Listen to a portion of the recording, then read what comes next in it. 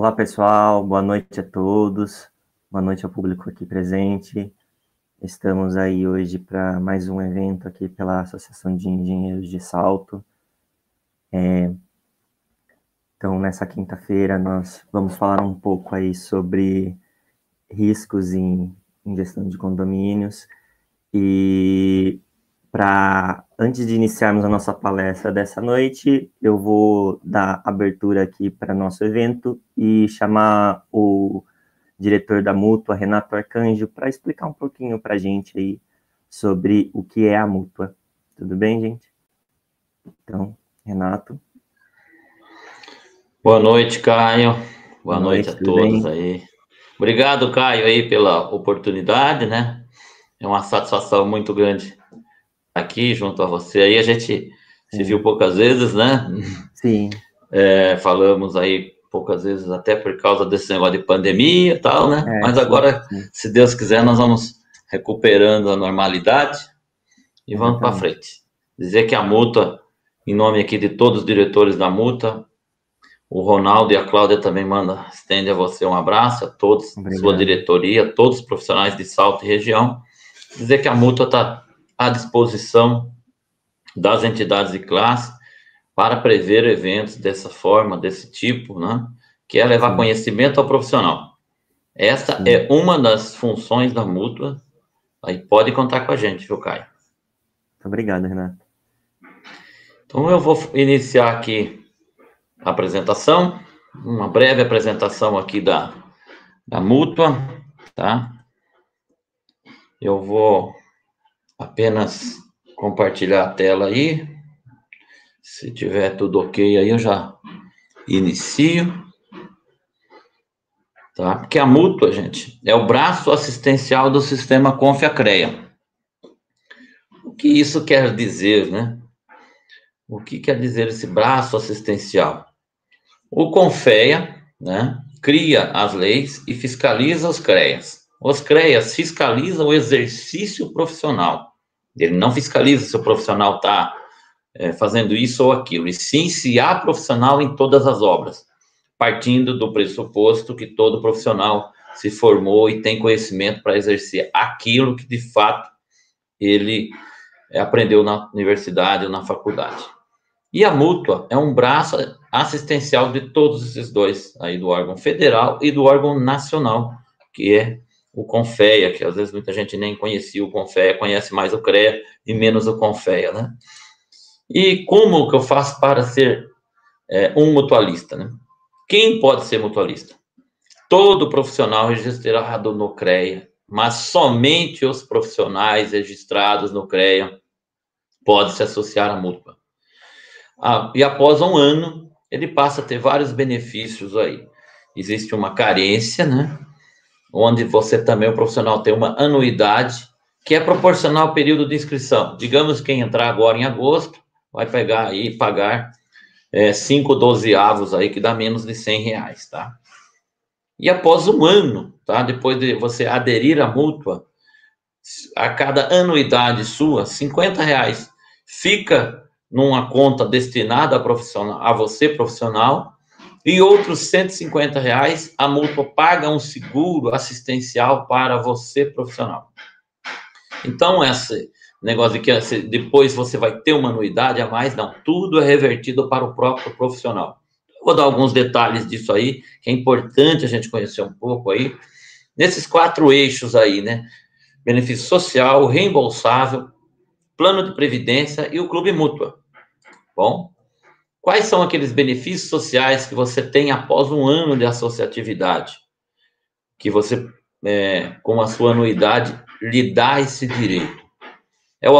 Um deles é o auxílio pecuniário, que funciona mais ou menos como um seguro-desemprego, tá? Onde o profissional que não tiver renda, vamos falar que ele perdeu o emprego, perdeu sua renda como profissional, ele passa a ter um direito de até 3 salários mínimos, inicialmente por 4 meses e prorrogável até por 1 ano.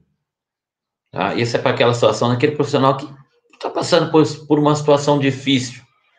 Tudo isso pode acontecer com qualquer um, tá? Isso depois é um benefício não reembolsável, quer dizer, ele vai receber esse auxílio e não vai precisar devolver a mútua, porque é um benefício social. O outro benefício social que ninguém gostaria de ter, que é o seguro de vida, que muita gente paga seguro de vida em banco por aí e tal, e a mútua lhe dá esse direito a um seguro de vida com essas coberturas aí de 20 mil por natural e tal. Isso está dentro do seu benefício social na mútua, você tem isso automaticamente. E também o auxílio funeral. Então, esses 3 benefícios, né, eles estão atrelados à anuidade do profissional. Enquanto ele paga anuidade, ele tem direito. Se ele parar de pagar, ele não tem mais direito. São renováveis todos os anos.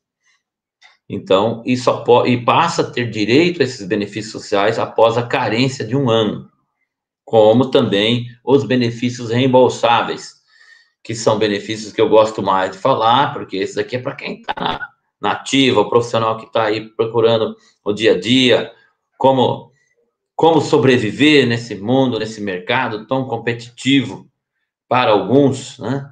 E dizer que é um mercado, eu sou engenheiro aí há quase 20 anos, né? E digo com tranquilidade, é competitivo, mas para aquele que está preparado, sempre as portas estão abertas. Então, nós profissionais temos que estar atentos e preparados para isso, tá? Eu sou engenheiro eletricista, tenho uma empresa de engenharia elétrica, então eu recolho RT, como todo mundo, e nas horas de folga, né, como se fosse folga, ou às noites, também atuo como diretor-geral da mútua, que tem essa função social com o profissional. Esses benefícios reembolsáveis são aqueles que você vai ter que reembolsar a mútua, mas com taxas de juros subsidiadas, aí, uma taxa de juros bem menor do que a maioria dos bancos, e uma facilidade para o profissional. Podemos até dizer que pode melhorar os juros, ainda pode, né? Podemos melhorar mais ainda. E, inclusive, existem projetos buscando melhoria nessa taxa de juros, mas hoje já é melhor do que todos os bancos que vocês procurarem por aí. Como que eu posso, para que eu posso pegar esse benefício reembolsável? Por que eu vou emprestar dinheiro? Uma situação é o ajuda mútua, é para aquele que ficou desempregado, mas ele mantém uma renda parcial e tal, então ele ainda não encaixou naquele outro benefício lá, que eu falo que não tinha um gato para puxar o rabo, né? Esse aqui o cara tem, mas está numa situação difícil, também a gente pode emprestar dinheiro num juro bem melhor, porque vamos falar que a pessoa se endividou com custos de uma obra, alguma coisa, ele pode entrar nessa também, ao invés de ficar pegando em banco, cheque especial, essas coisas, desde que seja para assuntos profissionais, tá valendo, tá? Tem o Garante Saúde, que o próprio nome fala, relacionado à saúde, férias, olha só, quem sabe, né? O profissional trabalha tanto, resolveu tirar as suas férias dos seus sonhos de esperar o salário para pagar, não dá, então ele empresta e sai de férias e depois reembolsa a mútua aí. Temos também o Equipa Bem, que são equipar bem, já quer dizer, equipar bem o quê? Equipar bem a vida do profissional. Então, ele pode usar para comprar um carro, custo de despesas profissionais de forma geral, equipamentos, aparelhos, software, animais, implementos agrícolas, para quem está envolvido na área, comprar, reformar ou construir um imóvel, e também para a energia renovável aí, que está em evidência aí a fotovoltaica em função dos valores atuais da energia, né? Então, temos todas essas linhas aí, onde o profissional pode optar por isso aí. E aí temos a quantidade de reembolso e tal. O valor médio, o valor máximo, na verdade, né, é de 80 salários, e alguns são menos, temos uma tabelinha aí, mas de forma geral, por exemplo, a comprar um veículo, construção ou imobiliário, energia renovável, são 80 salários. Existe aí, aqueles que já são mutualistas vão saber, né, que em março desse ano, a mútua São Paulo, nós representando a mútua São Paulo, em função da solicitação de profissionais, nós pedimos um ajuste no que diz respeito ao valor aí de 80 para 180 salários, que daria praticamente 200 mil reais. Porque com 80 salários você não compra uma casa, nada, nem um terreno. Mas estava defasado e tal. E agora saiu uma possibilidade muito grande de não 180, mas ir para 150 salários. A Mútua Nacional aderiu a isso, já mandou para o CONFEA, agora depende de aprovação e tal. Então, existe vamos falar assim, uma semente muito forte de que isso possa ter uma revisão e que realmente possa favorecer mais os profissionais. A outra briga nossa foi aumentar o prazo de 36 meses, que é 3 anos, para 6 anos, para que o profissional realmente tenha um prazo melhor, que com a sua renda ele possa realmente iniciar um escritório ou comprar alguma coisa relacionada à atividade profissional num valor que seja interessante para ele. Você consegue aí com quase 200 mil aí já promover algo profissional no escritório, equipamentos e tal, né? Então, é uma luta aí que a gente agradece a todos que votaram na gente nesse período do ano passado e que nós vamos trazer essas reivindicações aí, que felizmente está sendo, vamos falar assim, aderido, né? Porque se a gente pensar que até então 80 salários não fazia nada, né? Aí é uma simulação muito rápida que eu vou passar de um benefício que 40 mil reais parcelado em 24 parcelas, comparado com alguns bancos aí, a nossa economia pode chegar em 24 meses de até 12 mil reais no valor total da parcela.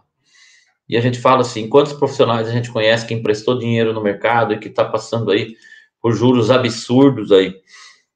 Então, é possível sim a gente beneficiar o profissional, onde numa simulação aí com crédito rotativo, em alguns bancos aí a economia mensal, comparando com a mútua, pode chegar a quase 3 mil reais num valor num empréstimo de 40 mil. Então perceba que quantas anuidades, né, você não consegue pagar com isso aí. Só por mês você já pagaria 10 anos de anuidade, ou até mais, né? Então, é importante dizer que a mútua está ali para o profissional. Só que o profissional tem que conhecer. A dificuldade que a gente tem é que muitos profissionais não conhecem e acham que essa anuidade de 200 reais é pago para a mútua. Não, ele está revertendo isso totalmente a ele. O terceiro eixo nosso, né? O primeiro foi o social, o segundo, os reembolsáveis, né? Os benefícios, o título de empréstimo, é o plano de previdência. A mútua tem o Tecnoprev, o plano de previdência da mútua, é o melhor plano de previdência que existe, tá? Ele não tem taxa de carregamento, tem alta rentabilidade, é estendido a toda a família do profissional. Eu posso fazer para minha filha, para minha esposa, sem problema nenhum, tá? E deduz também no imposto de renda. Eu digo sempre que é o melhor plano, ele é exclusivo para os profissionais, administrado pelo Banco do Brasil. Só quem é mutualista pode ter Tecnoprev. Então, tem que ser engenheiro, tem que ter um CREA. Então, é muito importante deixar claro isso. Temos convênio com a BNT, que dá desconto aí até 66% na aquisição de normas. Se tiverem alguma dúvida, está à disposição, importante saber, né? Temos o quarto eixo nosso aí de benefício, que é o Clube Mútua, que é administrado pela Dynamos, onde é um clube que você baixa um aplicativo no celular, tem até um WhatsApp para fazer reclamação, se tiver, e ali você reconhece onde você tem desconto. São várias lojas de departamento, é uma infinidade de locais, é um convênio que vale no Brasil inteiro. Por exemplo, o pessoal elogia bastante, tá? Eu recebo particularmente vários elogios de pessoas que gostam dos exemplos de convênio com farmácias. Esses convênios são em lojas físicas, pessoalmente, você vai lá, fala seu CPF, e a pessoa vai ter seu nome cadastrado lá, e ele vai falar que você tem um desconto aí, dependendo do remédio, depende do laboratório, mas vai ter aqueles casos que não deu diferença? Vai. Mas na grande maioria, esses dias mesmo eu economizei 6 reais num remédio de 22, em comparação com o outro convênio que eu tenho, tá? Na verdade, o desconto foi maior, foi de 10 reais, mas o outro convênio dava 4, da mútua deu 10. Então, a diferença de 6 reais. Então, é importante vocês conhecerem. Todas essas farmácias aí têm desconto, Raia, Pague Menos, São Paulo, Pacheco, Drogazil. Basta vocês darem seu CPF. Caso não tenha, pode questionar. E aí, isso é uma função que eu deixo aqui para o Caio, né? Abrir aí em Salto, né? Conversar com as pessoas, com essas farmácias, com essa rede, e ver se tem algum caso aí que eles não estão atendendo.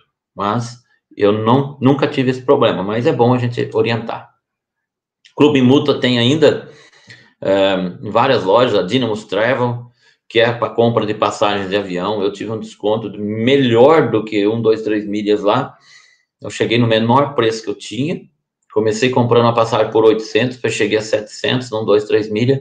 E no Clube Mútuo achei por R$ 650.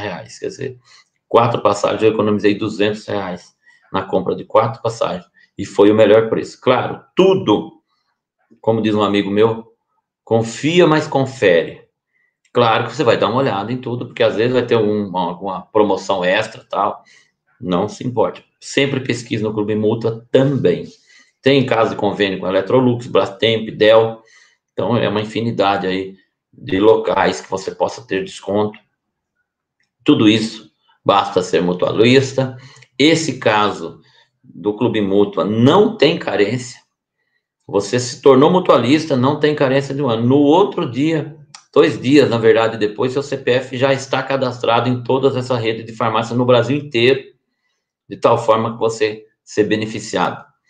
Outro que não tem carência também é o plano de previdência privada. E sabemos que tá difícil aposentar, né? Então é bom a gente pensar no futuro. E a Mútua apoia esse tipo de iniciativa também. Desculpa. Por último, e não menos importante, está aí todos os nossos meios de contato, todas as nossas formas de contato. Temos 4 canais de WhatsApp por título de dúvida. Eu tenho dúvida em benefícios, se é só nesse WhatsApp. Meu problema é boleto, cobrança financeira, tem outro. Assuntos diversos. Um só para cuidar das entidades de classe. Temos o Instagram, o @mutua.sp, onde a gente coloca tudo, inclusive essa apresentação logo está lá, nós vamos postar, tal. Então, temos vários canais de comunicação para o profissional, ok? E aí está a nossa diretoria, eu, Renato, diretor-geral, engenheiro eletricista, Cláudia, diretora financeira, ela é de Marília, tá? E o Ronaldo, diretor administrativo, que é de Presidente Prudente. O celular de todos nós estamos ali para ajudar o profissional, para ajudar todos mesmo, estamos à disposição, tá? Muito obrigado, fica à vontade, qualquer dúvida, qualquer coisa que porventura vocês precisem, nós estaremos sempre aí à disposição para ajudar, tá bom? Obrigado, Caio. Obrigado, Renato, por todo esse esclarecimento aí sobre a Mútua, e dizer sobre todas as vantagens aí que a Mútua traz para todo o profissional do sistema. Legal. Ô, Caio, aproveitar e dar um abraço aqui para o engenheiro Romão, que eu vi que ele está assistindo aí de Indaiatuba, aí, pertinho, ele é o presidente aqui da Unabana, associação. Isso, vi aqui. Abraço, Romão, muito obrigado aí por prestigiar o nosso evento de hoje aí. Grande Romão. Olha, tem gente até do Guarujá, Caio, hoje tá bonito Associação aqui, de hein? Engenheiros e Arquitetos do Guarujá, aí presente aí também, bacana, no chat. E agradecer ao Márcio, que é o nosso vice-presidente, também está acompanhando, o Edson Martinho, que é o nosso secretário aqui da associação também. Conheço o Edson. O Edson falou, conhece. Muito bom, figuraço, um profissional de gabarito espetacular também. Amigo meu de profissão, graças a Deus. Sim. Obrigado, Caio. Sou engenheiro eletricista. Você também, né, Caio? Verdade. Vamos dar choque na turma, Caio. Valeu, obrigado, hein, Caio. Obrigado, Boa noite Renato. a todos. Boa noite. Bom, gente, então agora a gente vai dar andamento na nossa palestra sobre riscos em reformas em condomínios, com a engenheira civil de segurança do trabalho, Valdívia Borges. Então, Valdívia, boa noite, chamo você aqui para a conversa. Tudo bem com você? Tudo bem, boa noite. Que prazer estar com vocês essa noite, né, para mais uma palestra. Eu agradeço o convite. Estou muito honrada, né? Espero fazer uma boa exposição e tirar dúvida aí do pessoal. Tudo bem. Bom, a palavra é toda sua, Valdívia, então fique à vontade. Vamos lá. Bom, esse tema é um tema excelente. Eu não conheço o perfil do nosso público, se são somente os técnicos, se também estão presentes os síndicos, o outro lado que faz as contratações, né? Mas ele é importante porque das reformas ela pode trazer assim tragédias muito grandes. Então a gente precisa ter muito cuidado em pensar em reformar, entender como que isso é no todo. Então vamos lá. Vamos começar a pensar. Como estão as nossas edificações? Estamos seguros nas nossas edificações? Qual é a sensação que vocês têm aonde você mora, aonde você trabalha, nos locais onde você frequenta? A sensação é uma sensação boa de segurança ou muitas vezes você não frequenta mais um local por você se sentir inseguro, né? Uma edificação, quando ela é realizada seguindo as normas técnicas. E quando ela vem desde o projeto, a concepção do projeto, realização das obras, ela deve atender às normas técnicas. Só que daí, por algum motivo, muitas vezes as manutenções dessas edificações acabam ocorrendo um prejuízo na qualidade. Por quê? Aquele síndico, aquele gestor daquele local, ele começa quando ele vai fazer as contratações, ele não tem o cuidado de buscar um profissional qualificado e especializado. As empresas, quando contratam as empresas, essa contratação ela está ocorrendo de forma um pouco equivocada, né? Então, não existe os cuidados necessários. Então, para que a gente saia dessa sensação, estamos seguros, nós precisamos, então, mudar um pouco essa concepção e fazer com que maior número de pessoas comecem a trabalhar em prol da segurança. E, para isso, um cenário desse, uma tragédia, os cenários como esses 2 pontos, essas 2 fotos que nós estamos mostrando, né, são recentes tragédias em prédios residenciais e comerciais no Brasil. E aí, o que a gente vê? Né? Nós podemos perceber que faltou alguma coisa. Faltou o quê? Faltou técnica? Faltou concepção do projeto? Qual foi a falha? Né? Então, geralmente, os sinistros eles são decorrentes de erros, ou de projeto, ou de mão de obra desqualificada. Em alguns casos também, a fiscalização que está cuidando daquele serviço, daquela reforma, ela também tem ali uma postura de improviso, né? E acha, não, a gente pode fazer, queima etapas e metodologias que foram apresentadas, de repente, no processo dentro do projeto. E essas etapas, quando estão especificadas em projetos, têm um motivo para que siga aquela especificação. E, às vezes, o inspetor, porque está com aquela pressão de entregar a obra, porque passou por uma semana de chuva, a obra está em atraso, né? As medições, de repente, precisa cumprir um ritual de medições para conseguir um valor determinado no final do mês, e começam ali a atropelar etapas. Isso é muito complicado, porque quando a gente começa a ir para esse lado, realmente não tem como não ocorrer em algum momento uma tragédia desse porte, né? Desses portes.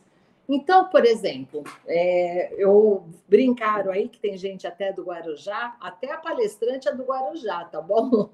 Eu estou dando um exemplo da nossa prefeitura do Guarujá quanto às documentações. Por exemplo, são documentações que dizem respeito do imóvel, mas uma das coisas que cada vez mais dentro está previsto, inclusive em legislação, que a ciência do síndico sobre a reforma, e também quando você apresenta essa documentação com a ciência do síndico, tem que apresentar junto a ata de eleição do síndico. Ou seja, quando o órgão público municipal ele vai acolher e vai emitir, vai autorizar, aprovar uma obra de reforma, por exemplo, ele quer garantir que esta pessoa do síndico esteja bem representada nesta obra do particular. Essas obras de reformas podem estar ocorrendo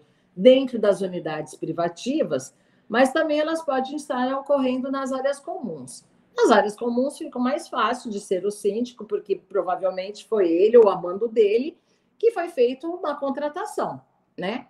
Mas o síndico tomar ciência de uma obra dentro de um apartamento, de uma unidade privativa, seja ela residencial, seja ela comercial, ele não estará acompanhando aquela obra, né?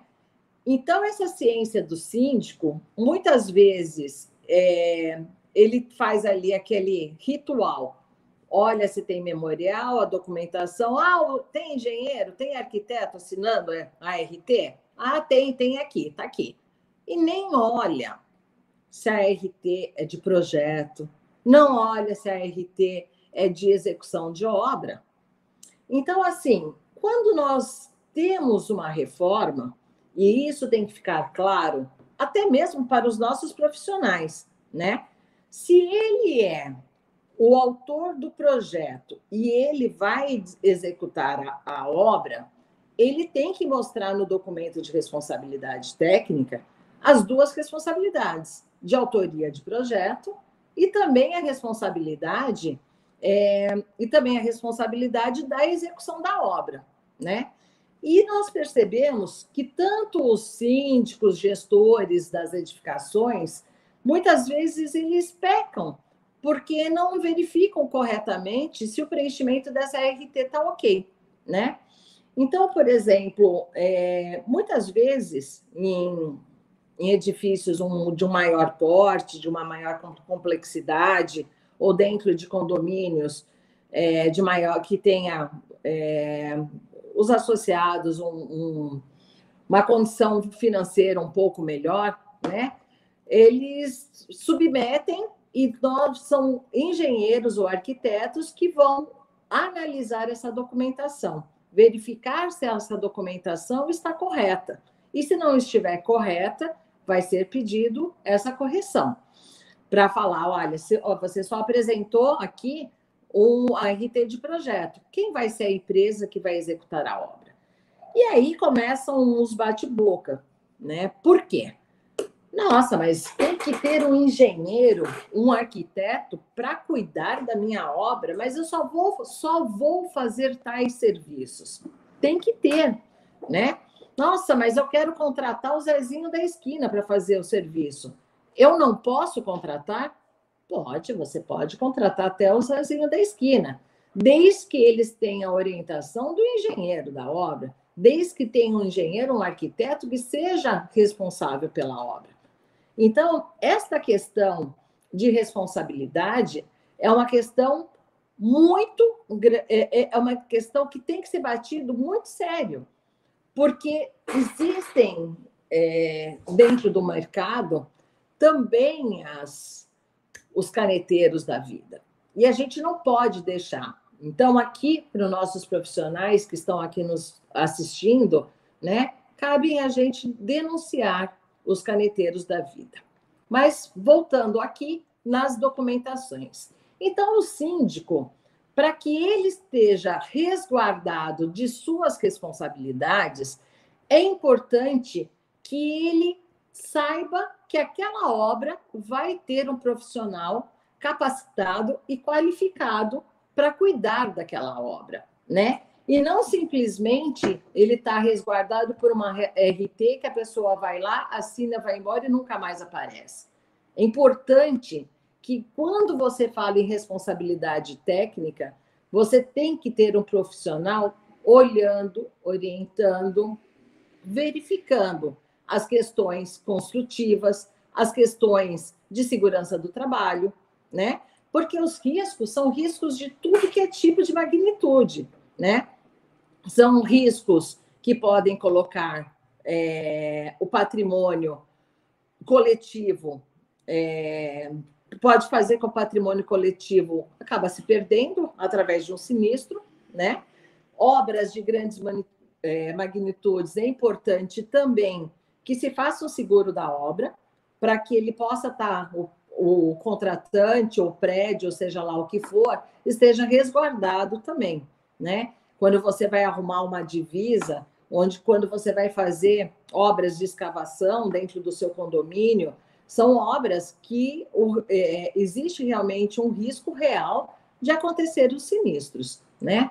Então, vamos lá para as formalidades. Além da documentação falando da sua responsabilidade, seja do projeto ou da obra, existe um item muito importante, né? Eu estou colocando como exemplo a Prefeitura do Guarujá, mas caso ocorra alterações de carga nas estruturas, apresentar a RT ou a RTT para o cálculo estrutural, né? Só que aqui, por exemplo, ele só fala que era para apresentar o documento, a anotação de responsabilidade do profissional, técnica do profissional. Eu entendo que deveria, inclusive, exigir o cálculo estrutural, né?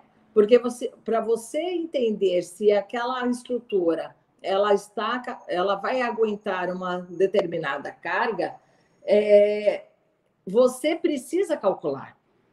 Então, não vejo problema nenhum de apresentar também os cálculos de como ele chegou à conclusão que um determinado local pode resistir a colocar uma piscina, por exemplo, colocar um reservatório, né? Fazer, por exemplo, olha, um item assim muito importante: o topo das edificações, né? Antes tinham suas coberturas com telhas com normal de barro, né?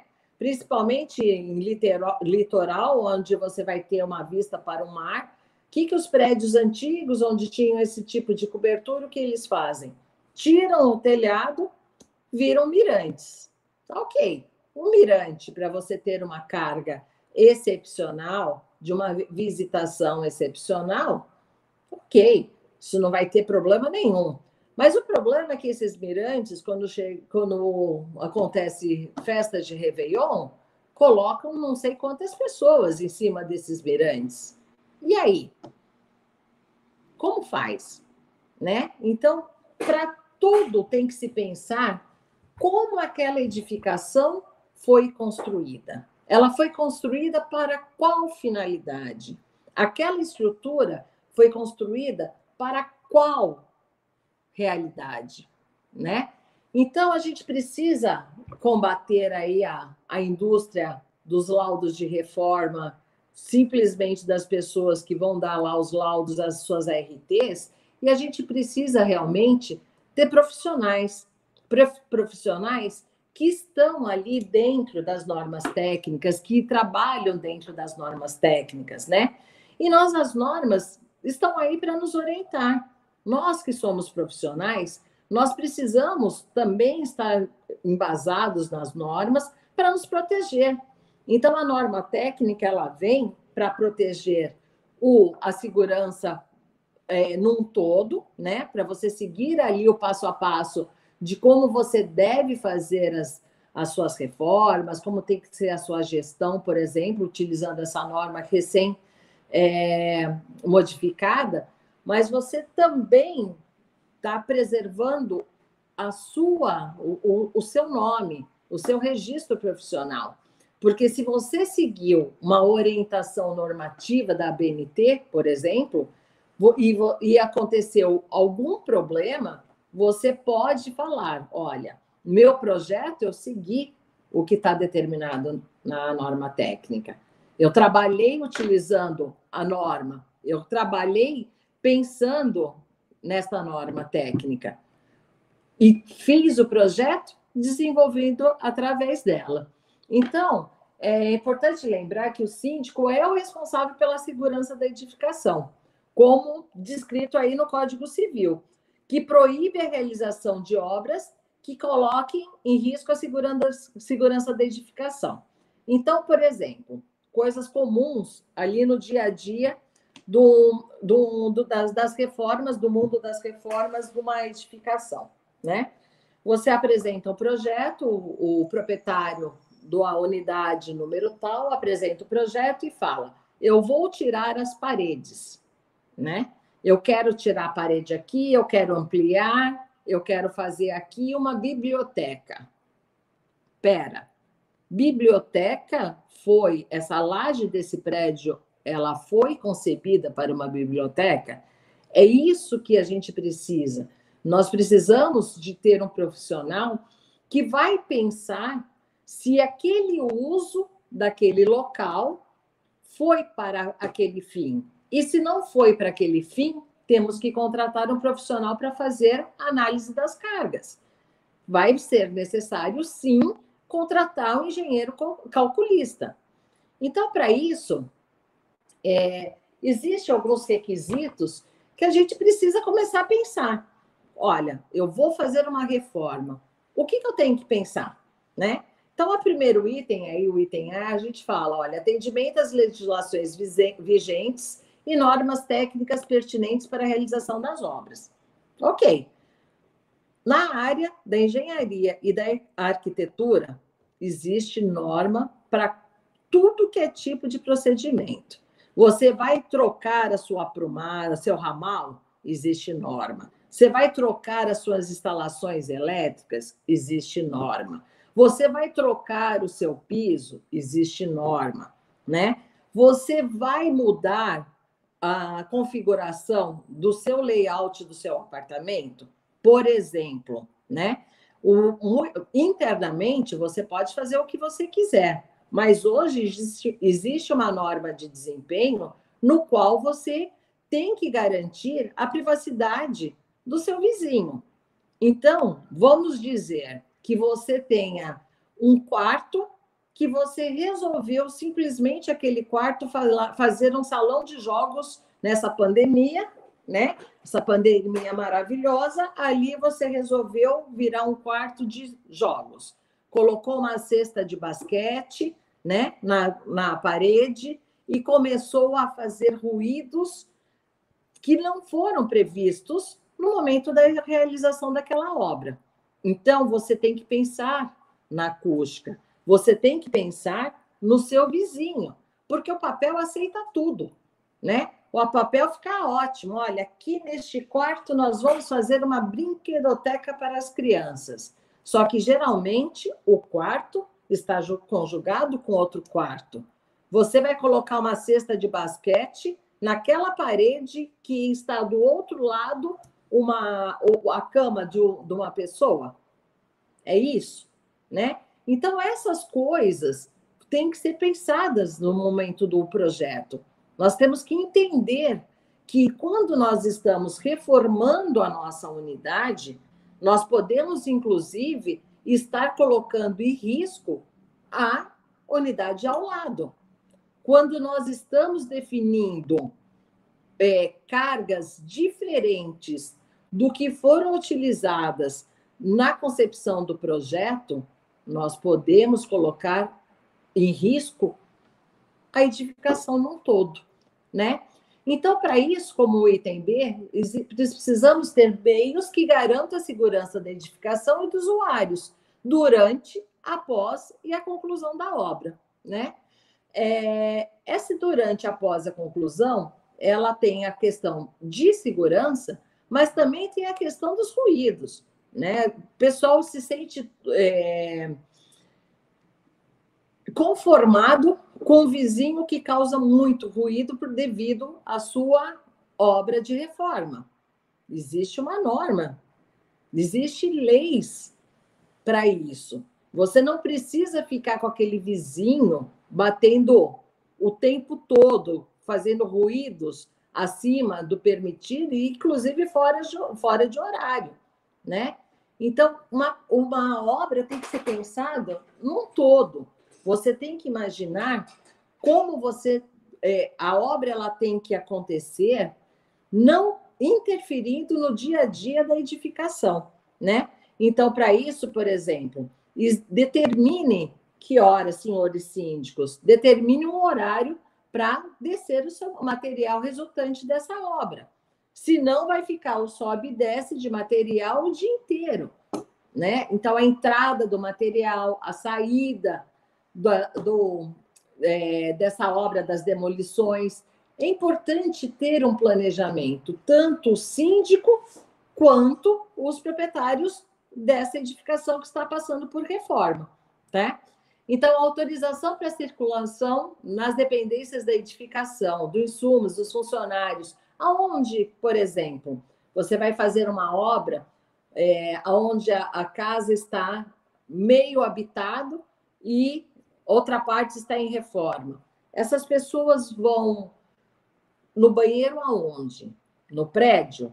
Tem que colocar regras, né? E essas regras, cada edificação tem que pensar como que eles querem que ocorram essas obras nas suas edificações. Isso cabe ao síndico e ao gestor tomar as providências e aprovar dentro, né, de assembleias como que deverão ser realizadas essas obras, né?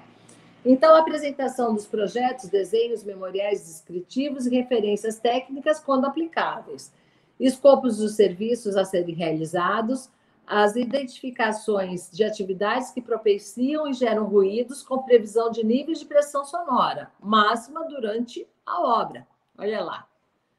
G. Identificação de uso de materiais tóxicos, combustíveis e inflamáveis. Por exemplo, se você está numa unidade, você está fazendo uma reforma, numa unidade que é uma APA, né, que você tem um apelo ambiental, você tem que ter cuidado quais são os produtos que você vai utilizar, né? Por quê? Principalmente os produtos de pintura. Quando você vai lavar os seus equipamentos de pintura, você vai usar água raiz, você vai usar o quê? Né? Qual tipo de material é permitido naquela localidade? Você pode utilizar? Quais são as tintas que pode utilizar? Então, isso tudo, a gestão do condomínio, o síndico, a figura do síndico, a figura do presidente, ele tem que saber o que ele quer para aquela edificação, o que ele quer para aquele condomínio. É importante ter as regras claras. Quanto mais clara forem essas regras, melhor vai ser o resultado das reformas daquele local, né? Então, estabelecimento local dos armazenamentos dos insumos, onde você deve fazer, né? E as obras de reforma, elas estão também intimamente ligadas com as normas de manutenção, a gente vai falar um pouquinho mais lá na frente, e dos manuais do síndico e do proprietário. Então, quando a gente fala em manutenção das edificações, todo o profissional tem que conhecer quais são as manutenções obrigatórias. Os síndicos têm que conhecer para cobrar, né? Se você tem um prédio novo, aqui que vai ditar as regras, é aqui que nós vamos falar, né? Como estão as garantias. Porque se o prédio é novo, ele vai te cobrir uma garantia por um determinado período. Mas muitas vezes a garantia está interligada com a sua manutenção. Se você realizou ou não a sua manutenção. Por exemplo, num prédio, numa fachada, no prédio novo, numa fachada, você vai ter garantido a garantia de 5 anos, por exemplo, desde que você tenha feito a manutenção dos 3 anos das fachadas. Se você não fez essa manutenção, você perde a garantia dos 5 anos, né? E dentro das manutenções, ele está interligado com o manual para a elaboração dos manuais de uso, operação e manutenção das edificações. Valdívia, esse manual, ele tem que ser feito somente para prédios novos? Não, né? O plano de manutenção, ele tem que ser feito para qualquer tipo de edificação, seja ela comercial, industrial ou residencial. Os manuais de elaboração de manual de uso, eles só são obrigatórios para os prédios novos, né? Mas os gestores deveriam fazer seus manuais de uso. Como se deve utilizar aquela edificação, né? Para que fim aquela edificação foi construída e como nossas manutenções, sejam elas preventivas, né? Ou até mesmo corretivas, que estejam dentro para preservar a vida útil daquele sistema, daquela edificação. Então, a vida útil daquela edificação, ela está intimamente ligada com as manutenções. E quando você não tem uma manutenção correta, o que vai acontecer? Vão acontecer as reformas. E reforma sem fim, né? Então, por exemplo, eu estou colocando um exemplo sobre o AVCB. Por quê? Muitos prédios, eles não estão adequados para obter o auto de vistoria do Corpo de Bombeiros, né? Quem emite é a Polícia Militar. Eu estou no estado de São Paulo, estou falando de Corpo de Bombeiros do estado de São Paulo. Então, como cada vez mais ela é uma legislação, ela é obrigatória e, pasmem, até hoje, na nossa cidade, nós temos uma lei municipal que fala avise, auto de vistoria da edificação, né? E um dos itens dessa auto-vistoria de edificação é verificar como está a situação do AVCB. Na nossa cidade, quase 70% das edificações não têm o AVCB, e sendo que é uma legislação estadual e é obrigatória que as edificações têm que ter. E aí tem os seus critérios, algumas poucas excluem a obrigatoriedade do AVCB, mas tem outras que você tem que fazer o CLCB e você tem que ter. Então, vamos lá. Vamos pensar, então, um prédio de 40 anos que vai ter que se adequar para fazer o AVCB. O que ele vai precisar fazer? Ele vai precisar fazer as suas reformas. Ok. Aí você chega, por exemplo, essa foto aqui foi tirada da internet, tá? E aí você tem uma configuração desse jeito, né? E aí vem o síndico e fala: ah, tá tão feio, né? Vamos fazer uma reforminha assim, a gente vai colocar umas portas, vamos deixar ele bonitinho, porque assim ele fica assim, as pessoas, se eles não enxergam, né, os cilindros, ele vai ficar melhor. Ok. Aí, nesta obra de reforma, né, conduzida pelo senhor síndico, realizada pelo senhor Marcelo, seu senhor serralheiro Zezinho da esquina, fazem lá umas portas lindas e maravilhosas, né? E qual é o erro aí? O que aconteceu nesta foto, por exemplo? Esqueceram de fazer a ventilação. Então, as obras de reforma, não basta ter a boa vontade, não basta ter o dinheiro. Qualquer tipo de reforma que vai modificar tem que ter um profissional. Olha o risco que este local está por não ter ventilação. E dá para ver muito bem que é aqui dentro nós temos cilindros. E assim como essa situação, existem outros tipos de situação. Por exemplo, você tem o gerador, grupo gerador. Então, esse cara aqui no subsolo, ele resolveu outra foto de internet que a gente está falando de hipóteses, né? Não quis colocar os prédios onde eu realmente presenciei esses tipos de fato, para não expor, mas é importante a gente falar sobre isso. Então, o local está lá, lindo, maravilhoso. Nós temos o AVCB. Lindo, ok. Aí o síndico fala: olha, sabe como que é aqui? Está acabando muita energia, vira e mexe acaba energia, a gente não está mais afim de ficar subindo e descendo escadas, né? Vamos comprar um gerador que daí coloca as luzes das áreas comuns e o elevador ligado a esse gerador, porque se assim acontecer, a gente ficar muito tempo sem ter energia, né? Pode ser que a gente consiga um pouquinho mais de qualidade. Ok.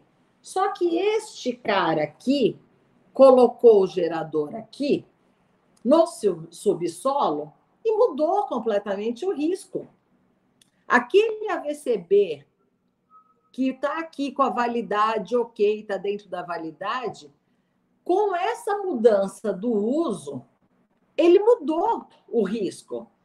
Então, esse senhor síndico, com essa obra maravilhosa, ele tem que contratar um profissional, né? Contratar de preferência aquele que desenvolveu o projeto para a obtenção do auto de vistoria, né, do Corpo de Bombeiro. Ele tem que contatar esse profissional e falar: olha, meu risco mudou. E isso vai também para os condomínios. Existe o risco de incêndio, mas existem outros problemas, né? Existem problemas de ruído. Esses geradores, eles causam ruídos em torno de 120 decibéis, que vai incomodar a vizinhança. Então, você tem que pensar, quando você faz uma reforma, o que você está fazendo. Quando você coloca um outro elemento, por exemplo, o gerador, o que nós estamos mudando, né? E aí vocês têm a gestão de condomínio de tudo que é jeito, né? Estamos seguros? Aquela pergunta que eu fiz lá no início. Estamos seguros? Nós temos muitas edificações que estão nessa situação. Nós temos edificações que está tudo correto. Tem porta, corta-incêndio, tem tudo corta-fogo, está tudo lindo. Só que daí vem o nosso zelador e coloca um pezinho aqui na porta, sabe por quê? Porque a porta ela fica fechando, né? E aí isso atrapalha. Só que essa porta seguiu todos os critérios de engenharia para ela realmente cuidar dos usuários em caso de um sinistro, e o senhor Zezinho, o senhor zelador, o senhor síndico, sei lá quem é o senhor, porque essa situação a gente teve também um incêndio aí num prédio em São Paulo, no qual muitas pessoas passaram mal, porque onde as portas tinham que estar fechadas, elas não estavam. Daí entrou a pressurização e não conseguiu conter a fumaça. E as pessoas que precisavam ter uma rota de incêndio, uma rota segura, não conseguiram ter uma rota segura. Então, você tem que estar o tripé, né? O tripé da boa manutenção, o tripé de uma boa gestão. As pessoas que utilizam o dia a dia daquela edificação têm que ter cuidado, né? Com como ela foi planejada, por que ela foi planejada. Essa porta corta-fogo, ela tem que estar fechada, ela não tem que estar com o pezinho na porta, né? E, assim, aí tem aqueles síndicos que resolvem fazer, não, eu preciso mudar uma tubulação de incêndio, deixa comigo.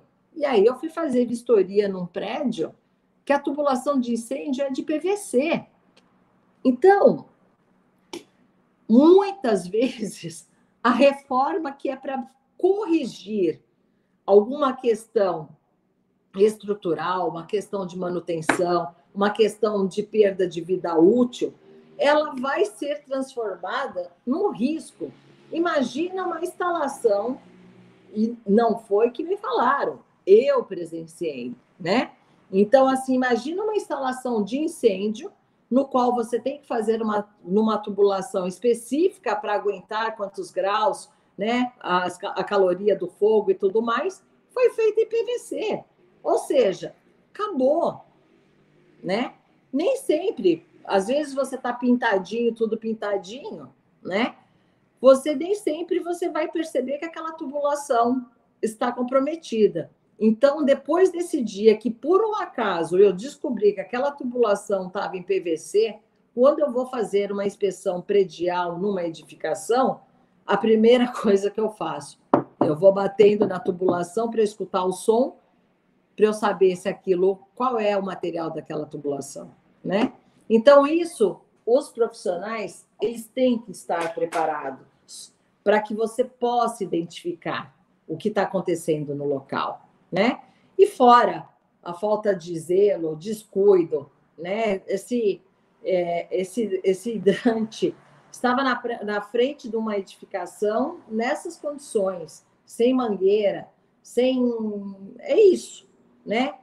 Então, é muito triste para quem conhece manutenção predial, quem faz as inspeções prediais, ir num prédio e encontra uma situação desse caso, né? Além do mais, nós temos as reformas acontecem, olha, nós vamos adequar as nossas edificações e agora nós temos o tão sonhado auto de vistoria do Corpo de Bombeiros. Ótimo. Bombeiro vai embora. E aí começam as ocupações erradas. É o síndico que coloca uma plantinha aonde não deve, é um zelador que coloca uma cadeirinha num local que tem um hidrante, interrompendo a passagem, né? Não adianta você ter uma reforma perfeita no local, sendo que a manutenção do local não está sendo feita corretamente. Não adianta eu ter um hidrante nessa condição e na frente desse hidrante eu tenho carrinhos. Na hora do sinistro, eu tenho que estar com tudo desobstruído. Então, é fundamental que o gestor daquela edificação entenda dos riscos, né? Eu acho que eu vejo com bons olhos o gestor ser uma pessoa da área técnica, eu vejo com bons olhos o gestor, não pode até não ser da área técnica, mas vai fazer curso, vai entender o que é ser síndico, faça curso de síndico profissional, vai entender quais são os riscos, né? Porque é o síndico, voltando aqui, ó, de quem é a responsabilidade? É o síndico. O síndico é o responsável pela segurança. E se tiver alguma coisa que coloque em risco essa segurança, vai ser cobrado dele. Vai ser cobrado do síndico, vai ser cobrado do gestor, vai ser cobrado do presidente. Então, a gente tem que ter muito cuidado ao utilizar essas edificações, né? E, para isso, uma das coisas importantes, quando a gente fala em reforma, né? Nós vamos reformar um imóvel regularizado, que tenha seu habite-se, ou nós estamos reformando um imóvel que não tem habite-se? Qual é a diferença? Qual a importância disso, né?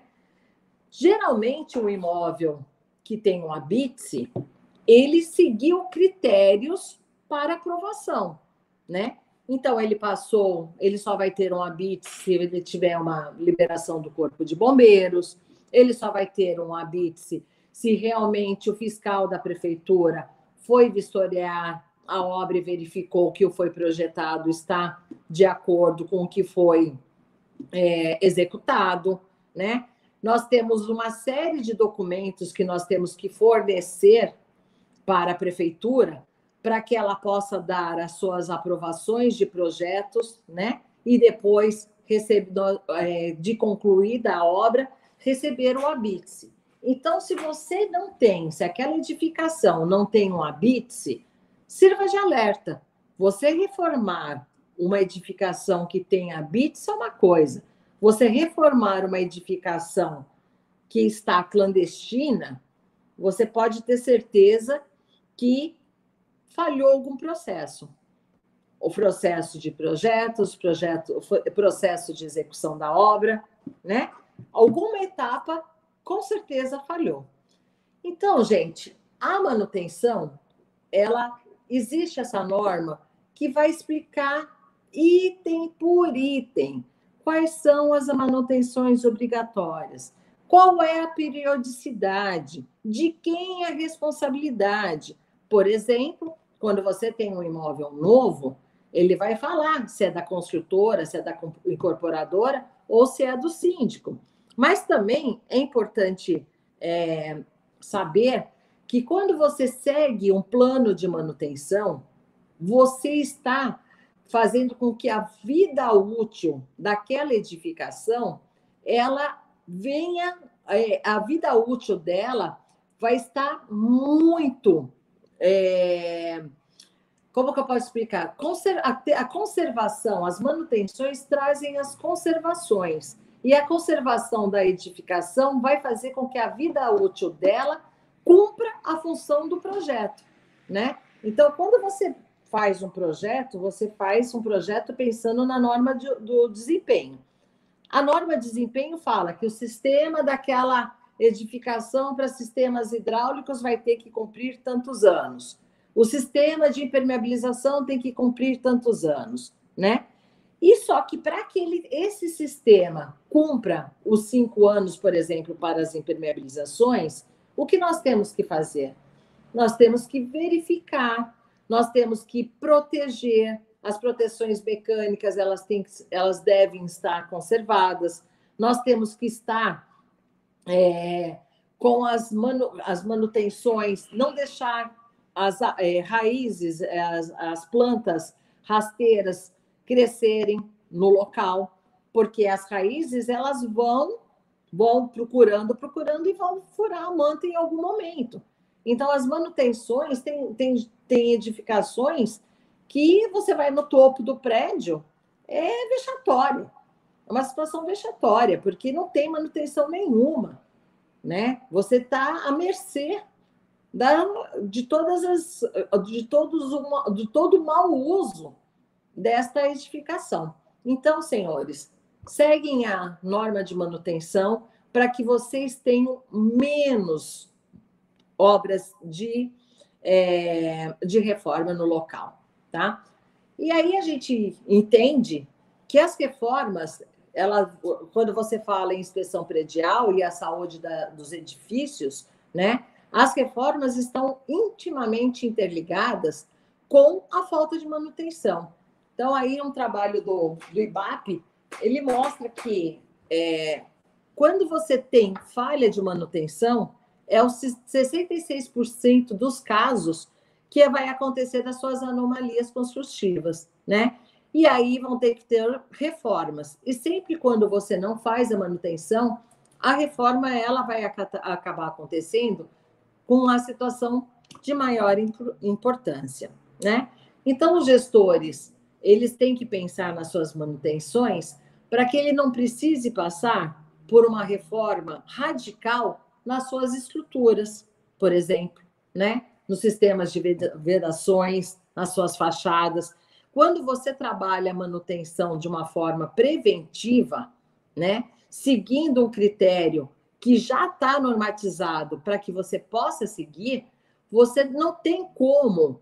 As reformas elas vão acontecer de uma forma mais branda, né? Vai acontecer de uma menor quantidade. Então, todos esses sistemas, eles devem ser verificados pelo nosso síndico, pelo nosso gestor, né? E aí, desde geradores, elevadores, né, ou a proteção de descargas atmosferas, nesse último ano que eu fiz as inspeções prediais decorrentes desse AVISE, né, que é a auto de vistoria da edificação, nós encontramos muitos prédios que estavam com as suas proteções, com as suas conexões lá dos para-raios, com algum tipo de problema, com algum tipo de anomalia, né? Alguma parte metálica que não estava aterrado, né? Os exames, a grande maioria estava com os testes da parte de aterramento, tudo já vencido. Então, você tem um patrimônio, você mora num apartamento de não sei quantos milhões, com não sei com quantos equipamentos, né, eletrônicos, e o prédio não faz a lição de casa dele, que é cuidar dos para-raios, por exemplo, né? Então, uma boa gestão é um síndico, um gestor que cuida, que tenha o cuidado das suas manutenções, né? Então, quando você fala em problemas estruturais, se tem ou não tem as anomalias, geralmente eles estão interligados com problema. Nem sempre é uma má execução, né? Um acaso ou outro, você pode até, por exemplo, nesse caso, se você pode como verificar que esta armação, ela realmente foi concretada muito próxima, né? Você pode perceber aqui que não seguiu as recomendações normativas. Então, realmente, aqui pode ter sido um erro da execução. Mas, por exemplo, nesta viga, nessa condição que está aqui, fica muito claro que isso aqui foi interferência de água de anos. Essa viga vem sofrendo infiltrações devido à falha na impermeabilização da laje da parte de cima, né? Durante anos. E com isso ela veio infiltrando uma situação permanente, né? De disposição às umidades, e aí a sua armadura ela começa a enferrujar, e ela começa a expandir, né? Até que ela consegue ter o descolamento do concreto, e depois ela vai também perdendo o diâmetro das armaduras, né? Então, aqui, por exemplo, nesse caso, nós temos houve uma movimentação na área externa, isso aí é uma área anexa a uma edificação, que fizeram uma edificação sem qualquer critério construtivo, com o Zezinho da esquina, né? E aí você vê que nós temos rachaduras de grande importância, porque houve realmente, né, a movimentação dessa estrutura. Esse equipamento é um fissurômetro, e aí a gente vai saber, é esse equipamento que vai falar se este local ele tem uma simples fissura, ou se ele está com uma brecha, né? Se ele está com trinca, qual é o diâmetro, qual é o tamanho da anomalia, né? Então, os profissionais, eles devem avaliar, e os síndicos, quando encontrar uma situação desta magnitude, não pode pedir para o seu funcionário do prédio passar um produto aí conhecido no mercado, que fica, né, amarelado, e simplesmente passar uma massa.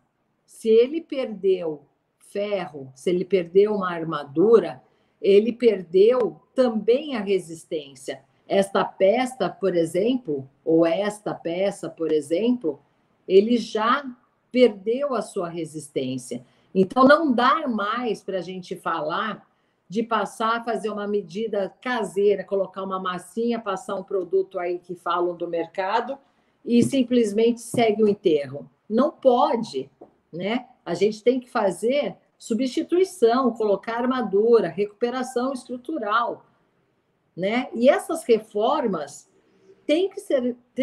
ela tem que seguir uma lição de casa do calculista. Não é, olha, o prédio lá do meu vizinho, ele simplesmente fez esse procedimento, daí ele pega aquele laudo daquele vizinho e quer usar o mesmo laudo para o caso dele. Mas ele não sabe qual foi o agente que desencadeou essa reação. Ele não sabe, né? Ele não fez os testes, ele não sabe qual foi o motivo que essa estrutura está sofrendo. E aí, nem sempre a medida do vizinho pode ser utilizada no seu prédio, né? Então, assim, a situação do risco é uma coisa, assim, que pode ter o risco ficar dobrado se, por exemplo, neste local onde a gente tem os cilindros, né, de gás, a laje deste local estava nessa situação. O que vocês acham disso? Complicadíssimo, né? Então, além dele ter o risco de ter uma ruptura, né, nesse sistema construtivo, ele tem um outro risco, porque no local nós temos os nossos cilindros de gás. Então, a reforma, aí chega, né? Você vai fazer uma reforma, não, eu vou trocar aqui, olha, essas portas aqui estão horríveis, vamos trocar. Aí você coloca o Zezinho da esquina para fazer a troca, ele utiliza um equipamento a fogo, por exemplo, né? Então, as reformas, elas têm a obrigatoriedade de ter um profissional qualificado e capacitado para isso. Não dá para a gente fazer as medidas com que o gestor acha que é importante, a não ser que esse gestor seja engenheiro e também tenha expertise dentro desta área de reforma. Porque não é porque ele é engenheiro químico que ele vai entender da questão estrutural. Ele pode até, um engenheiro químico, entender das reações que estão sendo passíveis nesta armadura, mas ele não pode estabelecer quais as condições estruturais dessa peça. Ele não estudou para isso. Então, o engenheiro químico, ele também não serviria para fazer esse tipo de análise. Não é o engenheiro químico que vai falar como que a gente vai fazer uma recuperação dessa estrutura. Imagina essa estrutura que, eu não sei se vocês conseguem perceber, aqui colocar uma manta asfáltica e pintar em cima da manta, porque estava tendo desplacamento, né, deste elemento estrutural. Em cima está com essa manta, embaixo também, nas laterais, e a gente sabe que essa manta não está servindo para nada. O que pode acontecer numa situação dessa? Infiltração está mostrando aqui, ó, tá vendo? E a estrutura já está altamente comprometida. O que a gente pode esperar? Olha, foi um sinistro. Não. Uma estrutura desse jeito, agredida, ano após ano, sem a falta de manutenção neste local, esse sinistro já era esperado. Não tem como não ter não tem como um dia não acontecer um sinistro num local desse. Porque essa estrutura está sofrendo a ação das infiltrações da água, né, há anos. E este local, além de tudo, está em frente ao mar. Então, além de tudo, essas ferragens que estão expostas, elas estão também sendo agredidas porque tem a maresia no local. Então, as reformas não podem ser feitas sem ter um apoio de um profissional, de um técnico qualificado, especializado, né? Ele tem que trazer a receita de bolo para você. E você, síndico, tem a obrigação de contratar a empresa corretamente. Se fala em estrutura, não pode ser feito com o Zezinho da esquina. Se fala em estrutura, não pode fazer com o pedreiro.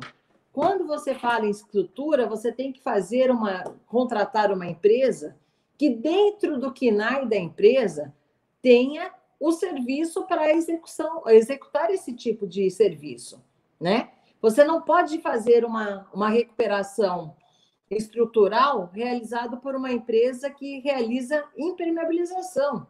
Cada macaco no seu galho. Você tem que, quem está gerindo, mas o cara lá da impermeabilização me deu um preço aí muito melhor do que o cara que tem o KNAI. Tá bom, mas o cara da impermeabilização, ele poderia, legalmente, ele tem atribuição, ele tem qualificação para fazer esse tipo de serviço? Não tem. Então, ele não pode, né? E aí a gente percebe que tudo que tem as anomalias e as reformas que estão tendo que acontecer nas edificações, reformas substanciais, reformas grandes, elas vão ocorrer desta forma quando a edificação não passou por sua manutenção. E aí o risco, quando você faz uma manutenção seguindo a periodicidade, você tem um risco pequeno. Quando você faz uma manutenção desta magnitude, o risco é muito maior da execução, além do desembolso ser muito maior também. Então, precisam entender que o dinheiro com a manutenção não é um dinheiro mal gasto. O dinheiro com a manutenção vai te evitar você chegar no estado último de uma estrutura.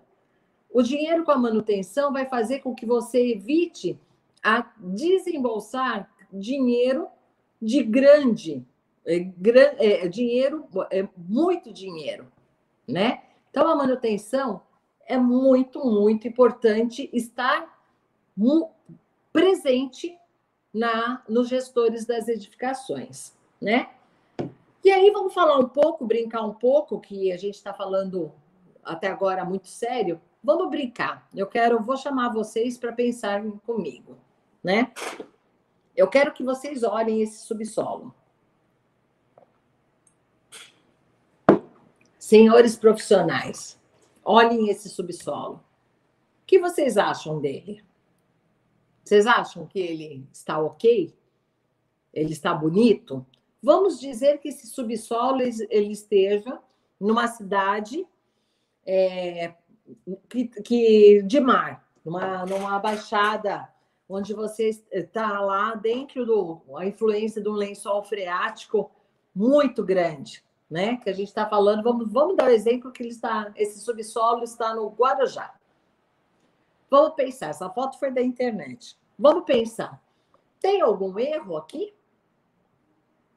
A gente vê que o local acabou de passar por uma reforma. Dá para perceber que todos os pilares estão muito bem sinalizados, né? Olha que piso lindo. Dá para perceber que o piso acabou de ser feito. Dá para perceber que a demarcação das vagas de garagem estão perfeitas, né? E agora eu vou mostrar para vocês o que está faltando. Ele está seguro? Esse subsolo está atendendo às normas técnicas? Como está isso? Então, vamos brincar. O que está faltando nesse subsolo? Vamos exercitar juntos, né? Então, esse subsolo está faltando o quê? Sinalização das tubulações. Tem norma explicando como tem que pintar a tubulação. Tubulação de elétrica, tubulação de bombeiro, tubulação de gás. Cada tubo tem a sua cor específica para isso, né? Aqui, quando você olha, né? Vamos dizer que nós estamos com subsolo e que onde estão as caixas de drenagem? Simplesmente passaram com piso em cima das caixas de drenagem. E como que a gente faz as manutenções dessas caixas de drenagem? Não faz, né? E aí, se você não faz a manutenção na caixa da drenagem, sabe o que vai acontecer? Lá na frente, vai ter afundamento do seu subsolo e você vai ter que refazer todo o piso. É isso que acontece quando não se faz uma manutenção, né? Aonde estão os postos de medição do aterramento? Onde estão a sinalização da rota de fuga? Onde estão os hidrantes e extintores? Então, senhores, apesar de olhar para esse subsolo, achar esse subsolo lindo, maravilhoso, esse subsolo está reprovado. Ok? Espero ter gostado e que vocês tenham gostado desse exercício. E aí a gente vê de tudo que é jeito, né? Nós olhamos aí, gente que cola com Durapox, né? Vai lá que coloca com Durapox, gente que finge que as caixas de passagem tá tudo bem, que nem olham. E aí você vê que já perderam as laterais das caixas, né? Já perdeu tudo. Como que faz isso? Como que funciona? Como que funciona isso, né? Você precisa fazer manutenção.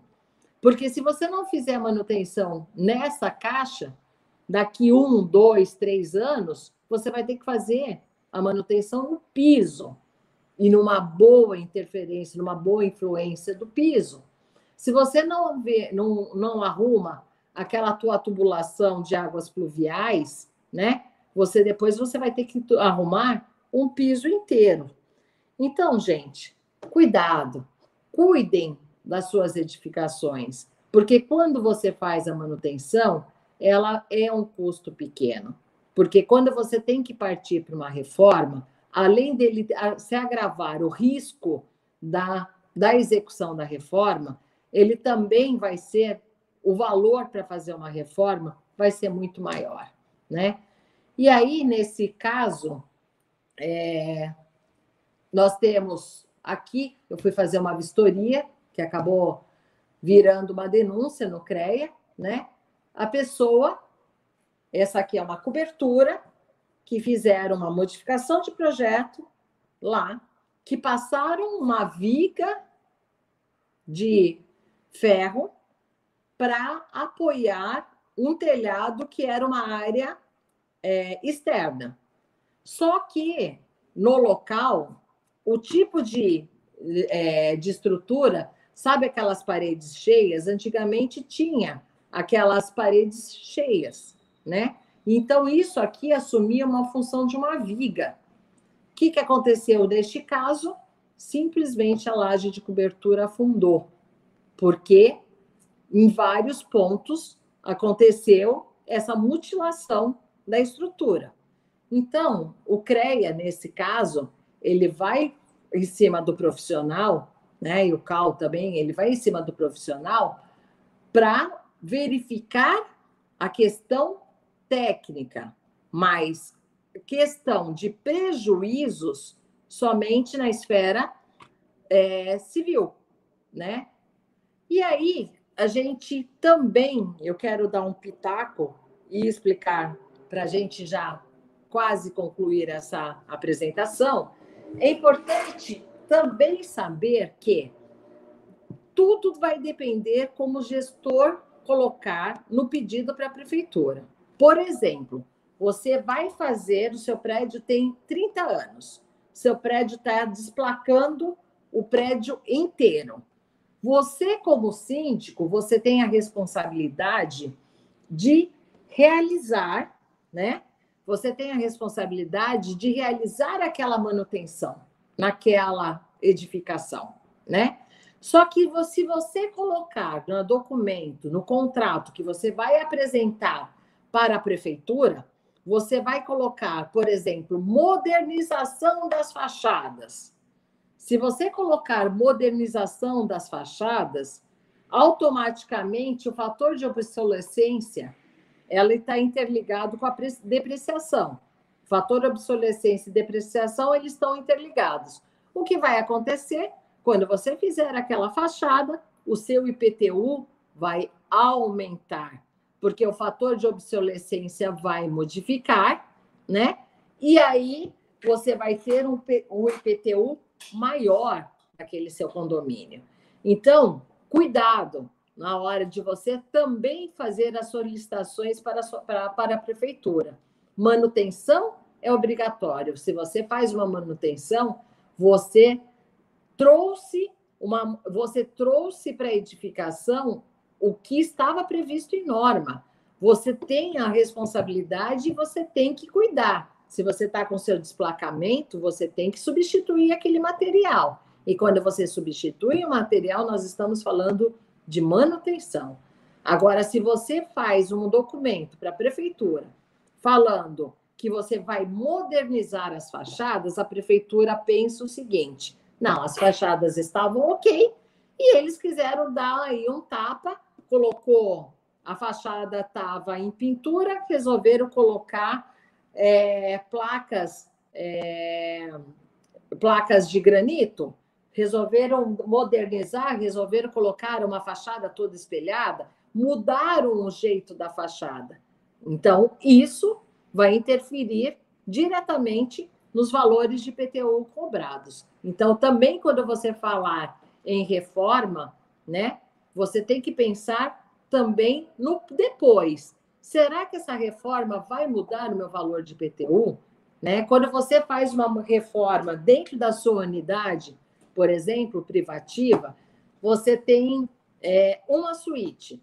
E aí você resolve fazer, lá você tem um banheiro que dá para você virar 2 suítes. Por exemplo, você tem 2 quartos com um banheiro. E aí você, dentro da sua reforma, você apresentou lá o projeto de reforma falando que vai deixar aquele banheiro, vão virar duas suítes. Pela planta genérica de valores do nosso município, por exemplo, do Guarujá, só por essa informação o IPTU vai aumentar.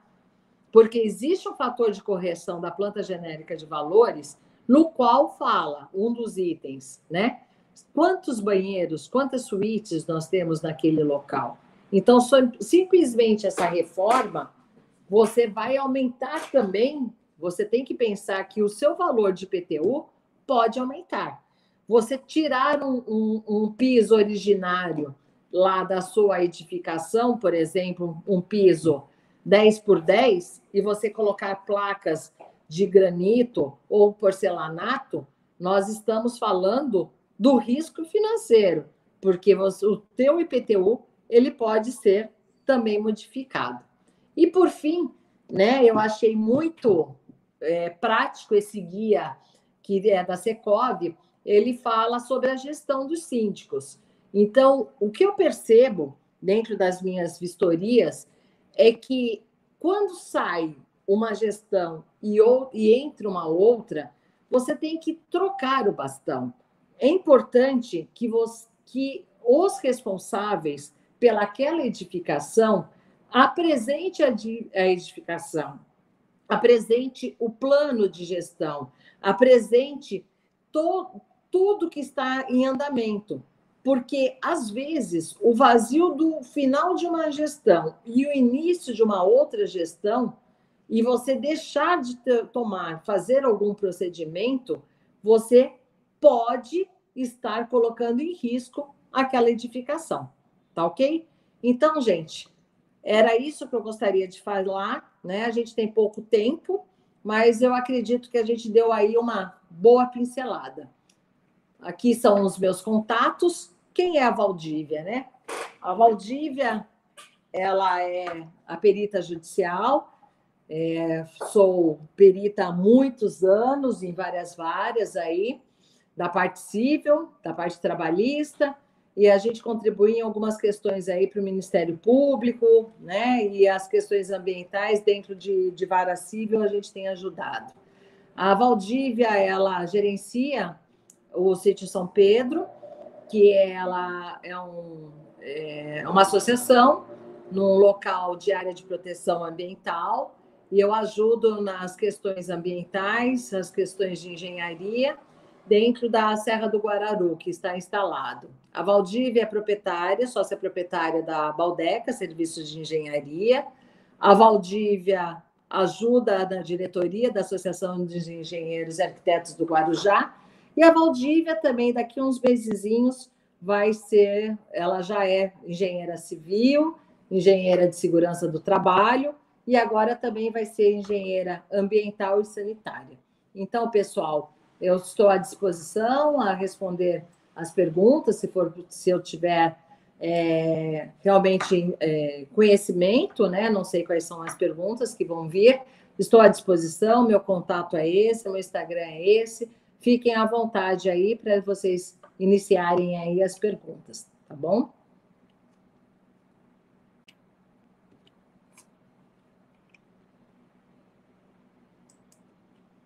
Conosco. Foi muito boa a apresentação, muito obrigado. E vamos ver se a gente tem alguma dúvida no chat, enquanto a Sol manda aqui para a gente. Eu queria agradecer aí a presença do engenheiro civil de segurança do trabalho, José Orlando, que é nosso presidente aí da Associação Regional de Engenheiros de Itapeva, faz parte da UNASP aí com a gente. Muito obrigado pela presença, Zé Orlando. A gente tem uma pergunta aqui da Angélica. Ela pergunta se apenas engenheiros civis podem realizar esse tipo de serviço. E quais tipos de serviço? Ficou um pouco genérico, né? Essa pergunta. Sim, acredito que seja com relação ao que foi a parte de reformas que foram apresentadas aqui. Não, são os engenheiros, os arquitetos, né? Que estejam qualificados e capacitados. Legal. E muito importante também, né, a questão que você colocou aqui na palestra sobre os síndicos que vão lá por conta própria, consultam um pedreiro e acaba fazendo, mas esse espacinho aqui tá livre, cabe uma plantinha aqui, é só pro extintor, né? Isso, é uma repetição. E fora as áreas comuns, os corredores colocam lixeiras, colocam quadros, né? Com essa história da Covid, é um tal de colocar armarinho para fora da porta para colocar os seus sapatos, né? Aquele local não foi feito para colocar armário. Colocam quadros na frente de quadros com gravuras, né? Na frente de quadros elétricos. Então é uma loucura, né? Eles acham não basta cuidar do seu apartamento, né? Eles querem decorar as áreas comuns e atrapalhar todo o desenvolvimento ali de uma rota segura. É complicado isso. Então, isso é... Olha, eu cheguei já a encontrar... É uma coisa de louco. Na parte de fora do apartamento, encontrei um cofre. Por que um cofre? Porque lá na portaria não era permitido deixar a chave do apartamento, né? Só que o proprietário daquele apartamento achou por bem, então, que na área comum ele poderia colocar o cofre. Então, quando ele aluga o apartamento, ele passa o segredo, a chave fica naquele cofre e resolveu o problema. Mas ele colocou o cofre na área comum. Então, é uma loucura.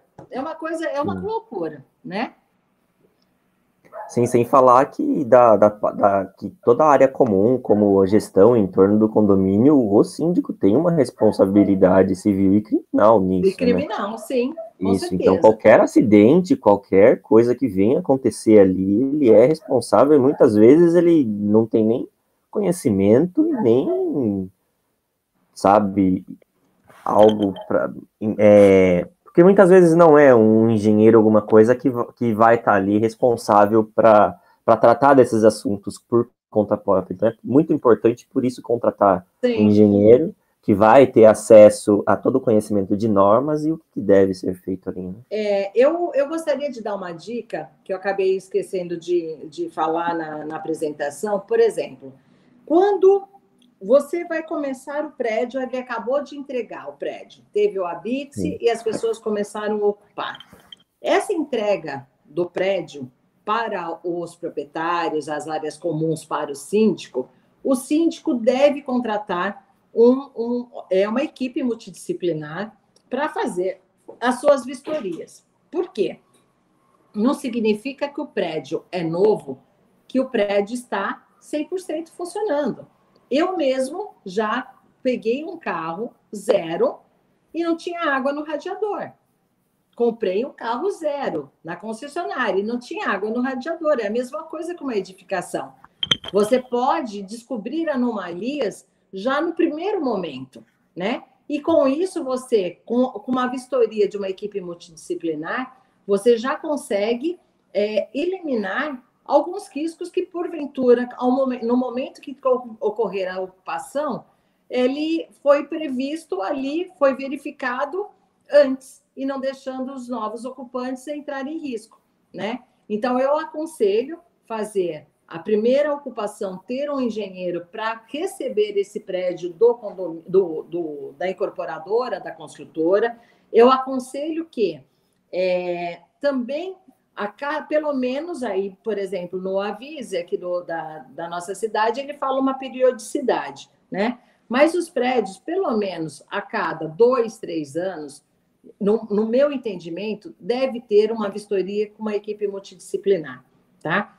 É importantíssimo essa vistoria, porque este olhar vai evitar reformas, vai evitar obras de grande porte lá na frente, né? Então, essa vistoria... E não adianta querer, por exemplo, eu sou engenheira civil, sou engenheira de segurança do trabalho, eu sou técnica de eletrônica, tenho conhecimento de elétrica, mas na hora de fazer as inspeções prediais, eu faço a inspeção utilizando uma outra empresa da parte elétrica.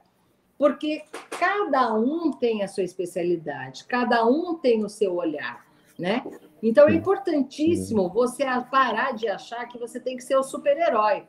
Você é engenheiro, você é arquiteto, mas você não é super-herói.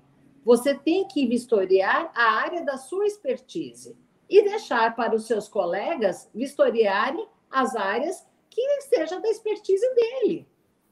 É isso. E aí a gente percebe profissionais vistoriando um simples engenheiro civil, engenheiro químico, engenheiro arquiteto, que vai vistoriando e vai atestando tudo. Não tem problema de elétrica, não tem caldeira, o prédio tem caldeira. Tem caldeira. Sim. O prédio. Ele atesta que a caldeira, tá ótimo. Como assim? Não com base pode. No quê, né? Tem que contratar um engenheiro mecânico para falar daquela caldeira. O máximo que eu posso fazer, eu como engenheira civil e engenheira de segurança do trabalho, eu posso verificar, se estão fazendo as suas manutenções, se a documentação daquela caldeira está ok. Eu posso falar se o entorno daquela caldeira está seguro para as pessoas que estão operando lá naquela caldeira. Mas eu não posso atestar a caldeira. A caldeira tem que ser um engenheiro mecânico. É isso. E os engenheiros, eles não entendem, muitos deles, mas também nós temos muitos que entendem. Então, precisa ter o perfil dos profissionais multidisciplinares, Sim, sem dúvida.